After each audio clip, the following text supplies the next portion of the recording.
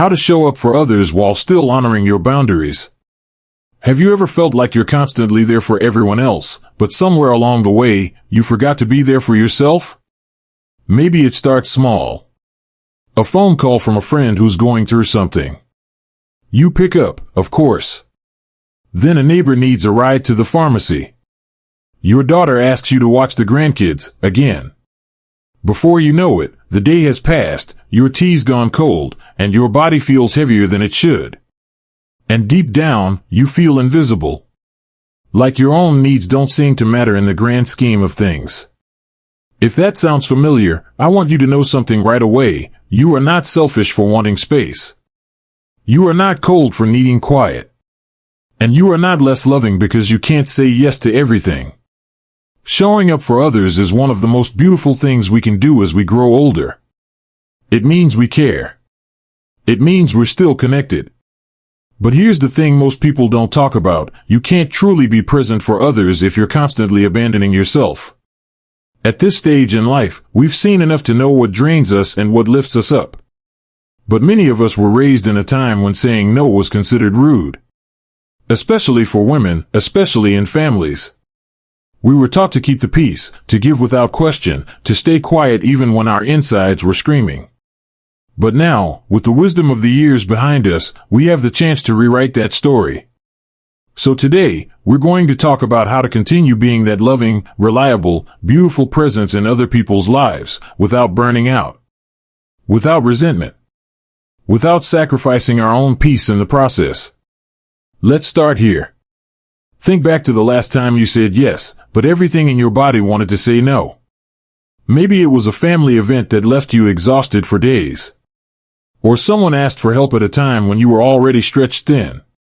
You smiled, you showed up, and then afterward, you felt drained, maybe even a little angry. That feeling, that tug between wanting to be kind and needing to protect yourself, that's the space we're going to explore. One of the most powerful things I ever learned was this: every yes is also a no to something else. When you say yes to an obligation that doesn't sit right with you, you might be saying no to your rest, your walk in the garden, or your moment of silence with a good book. You might be saying no to your own healing. It's not about choosing one over the other, it's about learning how to balance the two. How to say yes to others in a way that still feels true to you. Start with your body. It never lies. When someone asks something of you, check in with yourself before you answer. Is your breath tightening? Are your shoulders rising?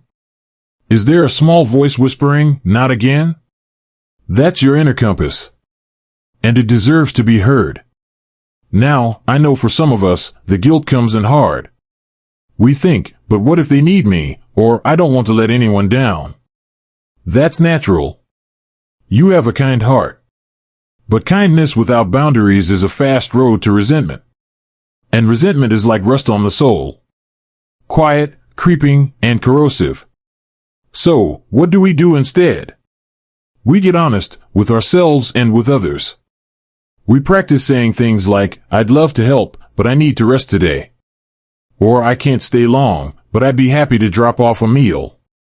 These are not excuses. These are truths.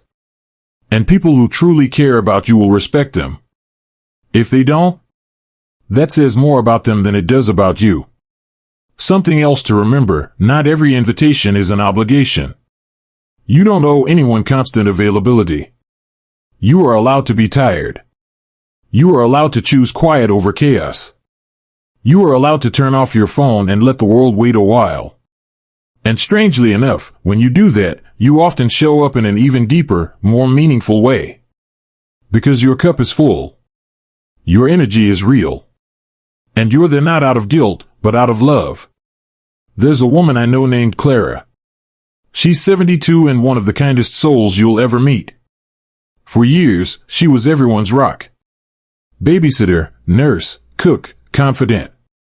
She was always saying yes, even when her own health started to suffer. One day, after a scary hospital visit, she had a moment of clarity. She said, "I realized I was living on borrowed energy, giving away what I no longer had." So she started setting boundaries. She still shows up, but now it's on her terms. And guess what? Her relationships are better. Her smile is brighter. And she finally has time for her own art, something she'd given up decades ago. That's the power of honoring your boundaries. It doesn't shrink your heart, it expands your life. And the people who really love you? They don't want you to burn out. They want the version of you that's alive, present, and at peace. Let's talk about something that trips a lot of us up, the fear of being misunderstood. When you start setting boundaries, especially if you've spent most of your life being the dependable one, people may look at you like you've changed. And in a way, you have. You've grown. You've realized that your energy is not infinite. That your peace has value. That your time, especially now, is more precious than ever. But here's what many forget: setting a boundary isn't pushing people away. It's letting them know where your heart can meet them without losing yourself in the process. There's a man named George who volunteers at the senior center I used to visit. Warm smile, always the first to arrive, always the last to leave. He ran every event, handled every crisis, and still made time to drive folks to their appointments. People adored him. But one day, George didn't show up. We found out later he had a small breakdown, nothing dramatic, but his doctor told him plain and simple, "You're giving more than you're replenishing." That hit him hard. George said something I'll never forget. He said, "I thought showing up meant being there all the time. But maybe real presence isn't measured by how much you do, but by how real you are when you do it." That right there is the lesson. You don't have to be everything for everyone. You don't have to overextend to prove your love. In fact, when you start honoring your limits, you give people a better version of yourself. One that's not exhausted. One that's not quietly keeping score. One that's fully present because you chose to be, not because you felt you had no choice. So, how do we put that into practice? It starts with clarity. When someone asks something of you, don't rush to answer. Take a pause. It's okay to say, "Let me check my schedule and get back to you." That small moment of pause gives you space to check in with your body, your heart, and your energy. Are you saying yes because you truly want to help? Or are you afraid of disappointing someone? If the answer is fear, take a breath. Because living your life to avoid disappointment is not really living. And besides, the people who matter won't disappear when you draw a line. In fact, some may respect you more for it. You might be surprised how often people are understanding once you give them the chance. They might say, "Of course. Take your time." Or, "Thanks for being honest." And even if they don't say it out loud, you've planted a seed that boundaries are not walls, they are bridges, guiding others to a healthier relationship with you. Another thing that helps is creating a few go-to phrases that feel natural to you. Not excuses, just honest ways to express your limits. Phrases like, "I'm not able to take that on right now," or "I need some quiet time today, but I'm thinking of you." These little scripts can be lifesavers in the moment. They give you a way to respond kindly and clearly without falling into guilt or over-explaining. And let's not forget, boundaries aren't just for other people. They're also for you. It's easy to forget this when you're used to operating on autopilot. When you're the one who always jumps in to fix, to help, to soothe. But sometimes the person we most need to say no to is ourselves. That little inner voice that says, "Just push through," even when you're exhausted. That instinct to say yes out of habit, even when your spirit is craving rest. That's why part of honoring your boundaries means being honest about your capacity. Not just physical, but emotional.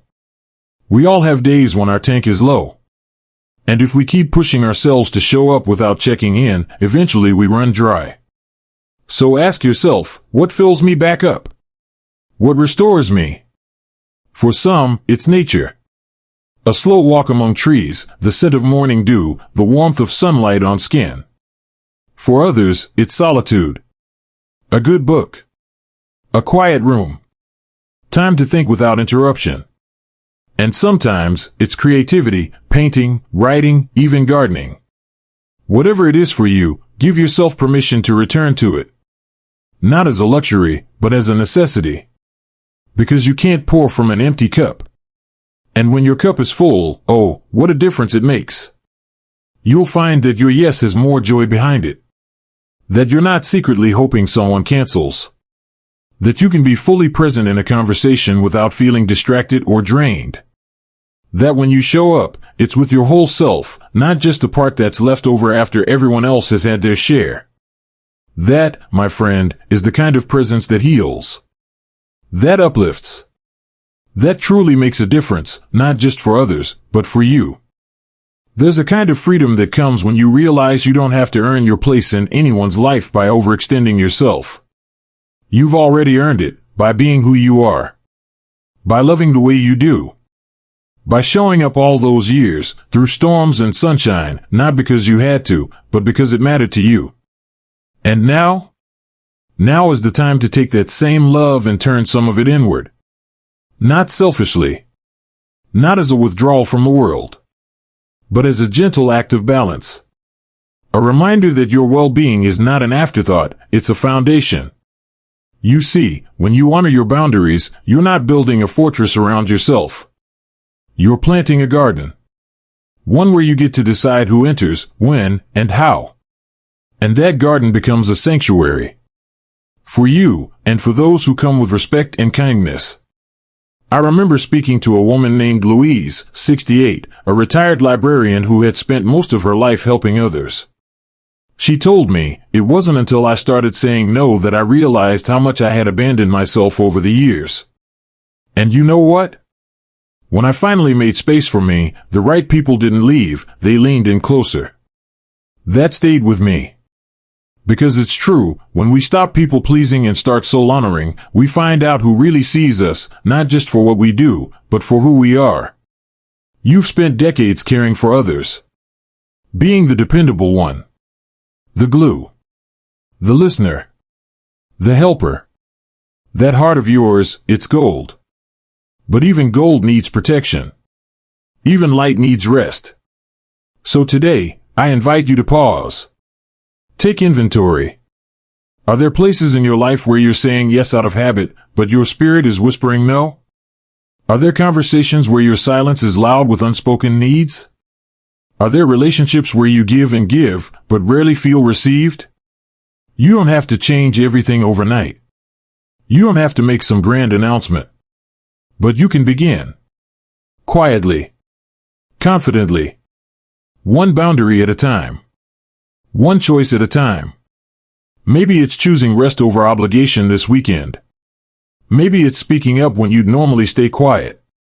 Maybe it's putting your phone on silent and listening to your own thoughts for a while. And when the guilt creeps in, and it will, remind yourself, love doesn't mean self-sacrifice. Real love includes you, too. Showing up for others with kindness is a gift. But showing up for yourself, with the same tenderness? That's a revolution. One that sets an example for younger generations. One that tells your children and grandchildren you can care deeply without losing yourself. Because what we model matters more than what we preach. And when they see you thriving, not just surviving, they learn that it's okay to rest. To say no. To value their energy. They learn that boundaries are not cold, they are compassionate. They protect what's sacred. And you, my dear friend, are sacred. So let's make a promise to ourselves, right here, right now. That from this day forward, we will show up, not out of guilt, but out of love. Not at the cost of our peace, but alongside it. That we'll give what we can, and rest when we must. That we will be present, but never depleted. You are not too old to change. You are not too late to choose peace. And you are never beyond the reach of a life that feels aligned with your values, your energy, and your heart. Thank you for spending this time with me. If this message resonated with you, I'd love to hear your thoughts in the comments. Share your story, because your voice could be the one someone else needs to hear today. And if this video made you feel seen, even just a little, please give it a like. Subscribe for more content that honors where you are and reminds you that every season of life has its own kind of beauty. You're not alone on this journey. Here's to showing up with grace, with strength, and with a heart that finally includes yourself. You deserve that. You always have.